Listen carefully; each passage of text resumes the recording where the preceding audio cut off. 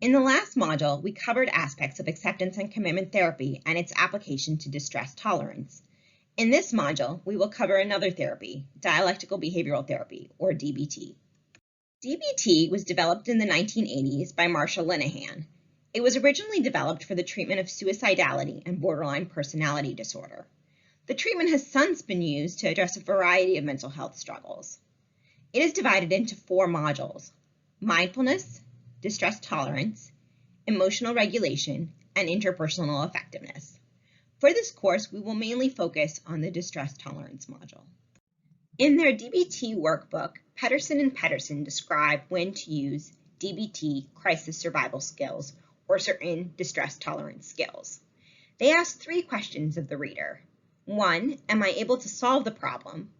2, is it an okay time to solve the problem? And 3, am I in wise mind enough to solve the problem?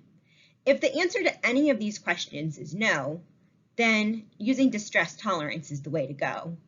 At the end of the course, we'll talk a little bit more about processing, but essentially distress tolerance skills should be used to get through the moment until there is a time later that one can process. On the next slide, we'll discuss what wise mind is and then move into some of the DBT distress tolerance skills. Wise mind is a DBT concept that reflects the intersection between reasonable and emotional mind.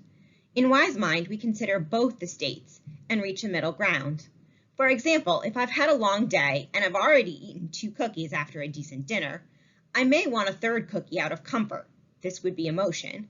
And I may also recognize that I've already eaten 2 cookies and I'm not really hungry, the reasonable mind. In wise mind, I would consider both of these pieces of information before making my next move.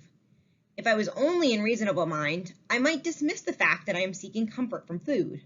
And if I was only in emotional mind, I might dismiss the fact that I'm generally not really hungry. Why does this matter? In Pedersen and Pedersen, they ask, am I in wise mind?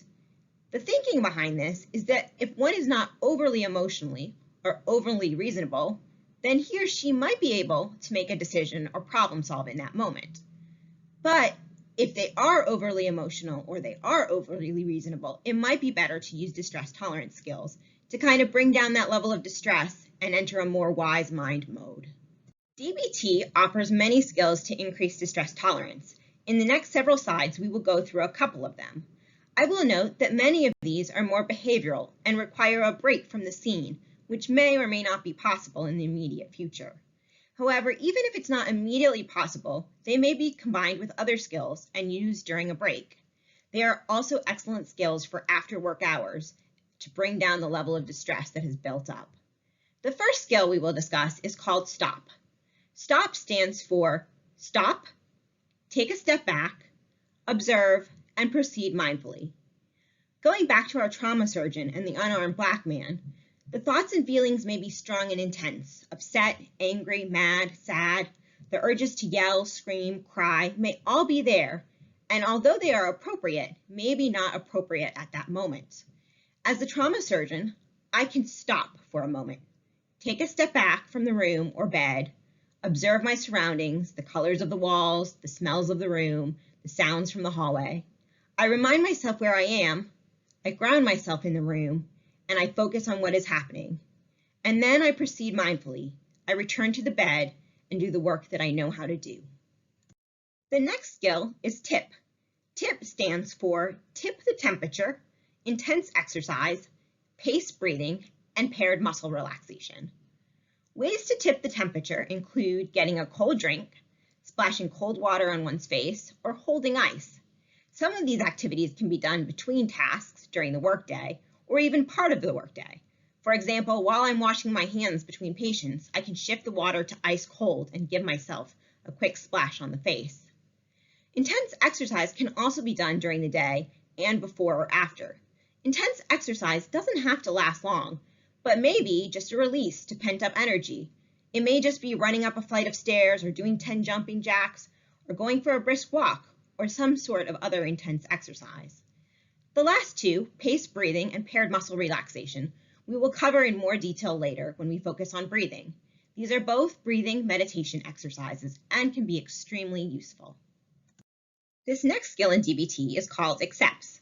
Again, it is another acronym and stands for activities such as reading, drawing, gardening, cooking, etc. Essentially activities to distract from the intense thoughts and feelings.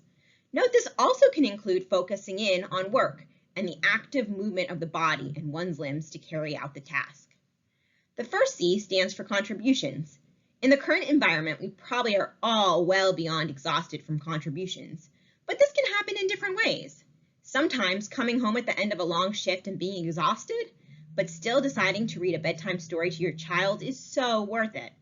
Or maybe it's sharing the crisis hotline number with a colleague, giving yourself permission to use it too, and helping someone else. The second C is comparisons. For some people, this works great. For others, it's not so helpful. Comparisons include reminding ourselves of how fortunate we are. Maybe we're lucky enough to have a family to help us with childcare, or maybe we're lucky that we have health insurance, or maybe we are lucky that we can afford to put food on the table, or that we haven't gotten COVID yet, or that we've made it this far in life when others have not. The next letter is E, and it stands for emotions. The idea with emotions is to change the current emotion. Maybe one is feeling sad. Is there a way to shift the emotion to something else? This could be as simple as smiling at a child in the elevator and having them smile back. It could be putting on some pop music in the car on the way to the next scene. It could be watching a romance at the end of the day or doing a scary movie night. The next sub-skill is push away. In some ways, this skill may seem counter to what we have learned in ACT, expansion exercise. Note, it is a different tool, and as mentioned, different tools work for different people. This skill involves putting the thoughts and feelings in a box on the shelf somewhere, or in some sort of container. One is not putting them away forever, but instead just putting them there till it's more appropriate to get to them. Going back to our respiratory therapist intubating her 6th COVID patient and the 7-year-old granddaughter, the thoughts and feelings for the day and the child in the moment are just too much. I need to intubate the grandmother. I will put my thoughts and feelings in a box in the closet till a later time, maybe till I can talk to my husband. Note, with this skill, and many of the DBT skills, they are crisis skills. They are not meant to be permanent solutions. The respiratory therapist will need to go back to that box and process the emotions. Maybe not in that hour, but sooner rather than later. And that processing may require additional skills. The next skill is thoughts. This is really a distraction technique. How many animals can you name that begin with the letter T? Can you come up with a color for every single letter in the alphabet? Can you count backwards from 100 by 7? This skill is meant to take your mind off thoughts and literally distract for a few minutes. The last sub-skill in accepts is sensations. This skill encourages an individual to utilize their senses. This may be putting on headphones for a few minutes and listening to loud music. It may be smelling the zest of a lemon or rubbing peppermint oil on your skin. It may be holding ice or squeezing a prickly pear. These actions bring one back to the moment and force mindfulness. The next skill is SelfSoothe. This again makes use of one's senses. For vision, is there a visually soothing place somewhere at work? Maybe it's the chapel or a painting in the hall or the visitor's garden. What are soothing sounds? Maybe it's waves crashing or the pitter-patter of raindrops or a comforting song. Can you record this sound on your cell phone and play it back to you when you need? What are the soothing smells? Is it lavender? Is it fresh cut grass? Is it the smell of your child? Can you indulge in these smells? If not during the workday, then before or after. Maybe take a couple of extra minutes outside after mowing the lawn and soak up the smell. What are the soothing tastes? Is there candy that brings back comfort? Can you keep that in your bag for times of need? Is there a meal you can cook or pick up after work? And touch. Are you a silk or velvet or microfiber or cotton or wool person? Are these comforting after work? Is there a blanket you like to wrap up in? Or maybe, since it's Houston and 100+ degrees out, a tank top and shorts feels right with the fan blowing overhead. Or maybe getting in the car and blasting the AC, or cuddling with your child or dog or cat. All of these self-soothe skills can improve the moment. The next skill is improve, another acronym. I stands for imagery. Is there an image that offers you comfort? Maybe it's the image of the sun setting or a beach scene with waves crashing, or a log cabin with the fire going. Whatever the image, can you picture it in your mind? Can you take a deep breath, imagining you were there this moment? The M stands for meaning. What gives you meaning in life? What gives you purpose? Can you think about these things? Maybe it's being a mom or a dad. Maybe it's realizing you have a job on this earth to do.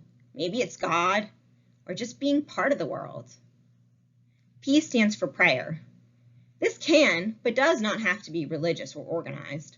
For some people, it's a hymn from church. For others, it may be the Serenity Prayer or a Buddhist meditation. R is choosing to do something relaxing, maybe soaking in the tub after a hard day, or getting a massage, or just watching a favorite TV show. O stands for one moment at a time, this very moment. In this moment, I am okay. In this moment, I am okay. V is for vacation. Can you take a vacation? Maybe not a traditional vacation, but maybe a 10-minute vacation from what you're doing, a walk outside, or on a day off, a trip to the beach or the bayou, maybe fishing. And E is for encouragement, self-affirmations. I can do this. I am okay. This too shall pass. I am strong. I am resilient. I am loved. I am human. Please add your own. The next skill we will cover is sensory awareness. This involves becoming aware of your senses and your body as they are in the moment. Dr. Linehan developed this exercise, and there's an audio recording by Anita Thompson.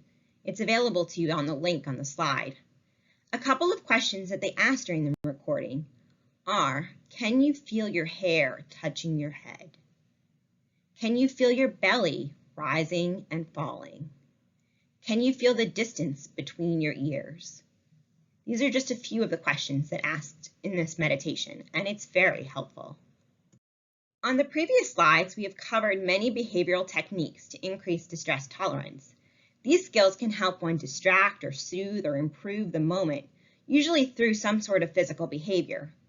But like ACT, DBT also has an acceptance component.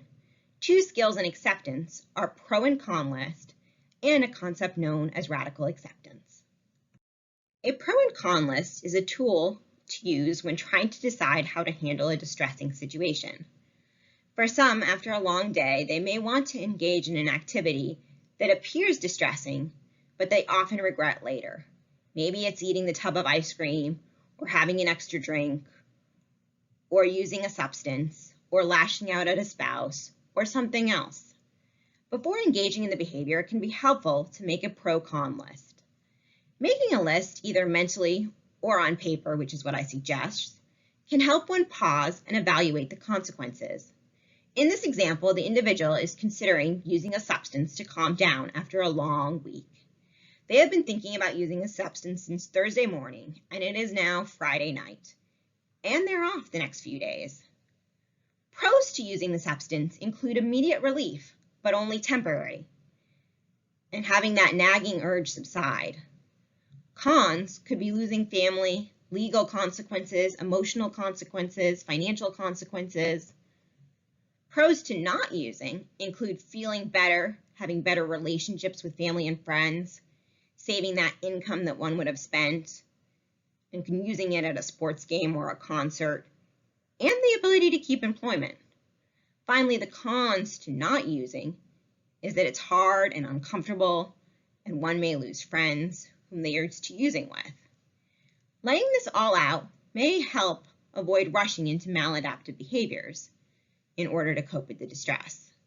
It may also allow space for other skills to come in and help focus on acceptance of the situation and the potential consequences.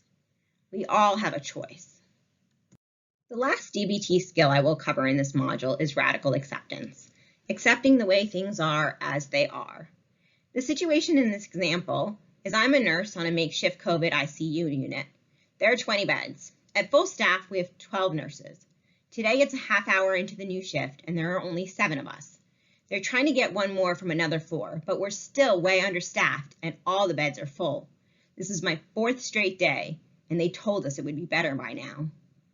Using the skill, I can choose to take a deep breath and accept the situation as is.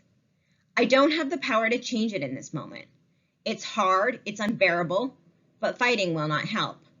I let go of my frustration and focus on getting my job done. I may bookend this with a skill at night, something relaxing, something soothing, a massage.